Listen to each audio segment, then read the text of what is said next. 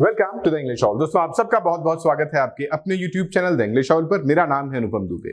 अब जब क्लैट का एग्जाम हो चुका हुआ है, इलिट का एग्जाम भी हो चुका हुआ है, तो बहुत से बच्चे कंसीडर कर रहे हैं कि अपने स्कोर कार्ड के बेसिस पर या अपने मार्क्स के बेसिस पर मैं कौन कौन से कॉलेजेस को सिलेक्ट करूं।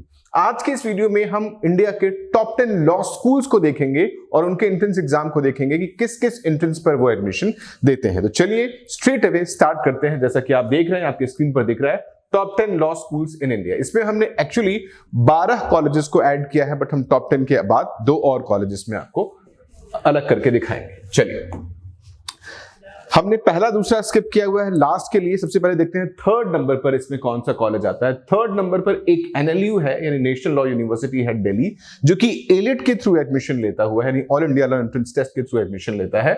ये लिटिगेशन, कॉर्पोरेट और पॉलिसी लॉ के लिए बहुत बढ़िया कॉलेज माना जाता है और ये एलिट के थ्रू अपना एंट्रेंस लेता है। तो थर्ड से हमने स्टार्ट किया हुआ है, थर्ड पर आता है एनएलयू दिल्ली।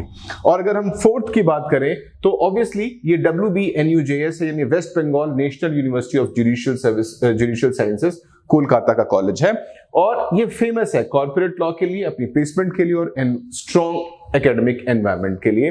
और जो एडमिशन होता है इस पे वो क्लैट के स्कोर कार्ड के बेसिस पर होता है और यूजुअली 95 के स्कोर पर यानी 95 प्लस के स्कोर कार्ड पर आपको WBNUJS मिल सकता है। अगर आपका कोई और क्वेश्चन है, कोई डाउट है, तो कमेंट सेक्शन में जाकर के आप कमेंट करके मुझसे पूछ सकते हैं। डाउट आना ऑब्वियस है आपके लिए। और अगर इस चैनल पे आप पहली बार आए हैं तो प्लीज सब्सक्राइब जरूर कर लें। आगे बढ़ते हैं, फिफ्थ कॉलेज को देखते हैं। फिफ्थ पर आता है एनएलयू जोधपुर। ये जो स्पेशलाइजेशन है इसका बिजनेस लॉ के लिए और जो आईपी लॉ के लिए, ये काफी उसके लिए फेमस है। इंटेलेक्चुअल प्रॉपर्टी के लिए काफी अच्छा कॉलेज है और जोधपुर इकलौता ऐसा कॉलेज है जो आपको बीएससी भी ऑफर करता है, बीएससी एलएलबी ऑफर करता है। सो एडमिशन इसका क्लैट के स्कोर कार्ड पर होता है और अभी तक सबसे अच्छे कॉलेजेस में काउंट होता है जब हम बीएससी एलएलबी की बात करते हैं। आगे बढ़ते हैं और देखते हैं 6 नंबर पर कौन सा कॉलेज है। 6 नंबर पर आता है Gujarat national Law university, Gandhinagar. ये इसका वेल राउंडेड करिकुलम के लिए जाना जाता है। कैंपस बहुत बढ़िया है, बहुत डायनेमिक कैंपस है इसका और जो एडमिशन होता है यहाँ पर वो क्लैट के स्कोर कार्ड पर एडमिशन होता है। अगर आप देखें तो 90 to 95 के बीच में आपको गुजरात एनएलयू मिल जाता है, गांधीनगर।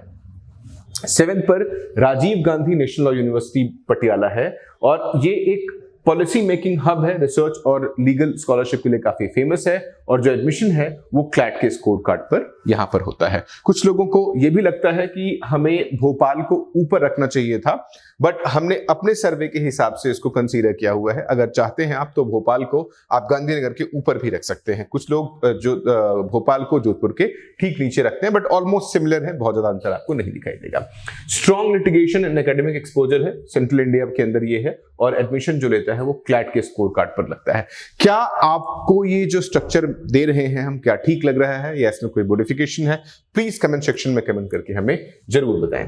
आगे बढ़ते हैं। नेक्स्ट जो कॉलेज लिया हुआ है वो स्लैट के थ्रू लेता है, symbiosis law school.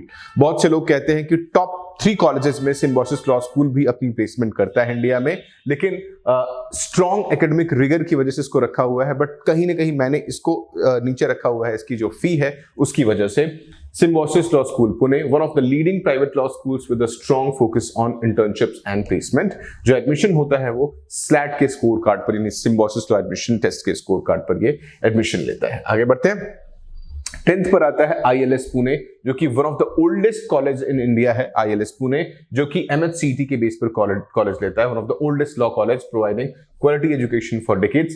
Admission through MHCT के थ्रू एडमिशन लेता हुआ है।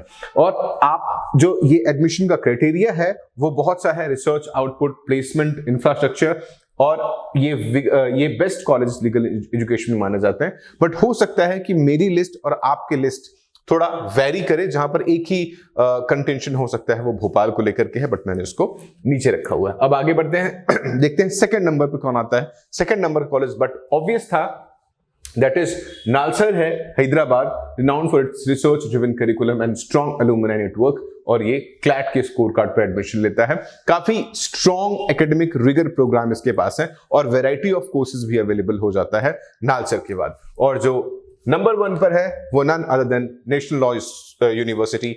हम बैंगलोर की बात कर रहे हैं तो National Law School of India University Bangalore, oldest NLU है कंट्री में और कंसिस्टेंटली रैंक करता है नंबर 1 पर, टॉप लॉ स्कूल है और अपने रिगरस एकेडमिक और एक्सीलेंट प्लेसमेंट के लिए जाना जाता है और ये क्लैट के स्कोर कार्ड पर एडमिशन लेता है।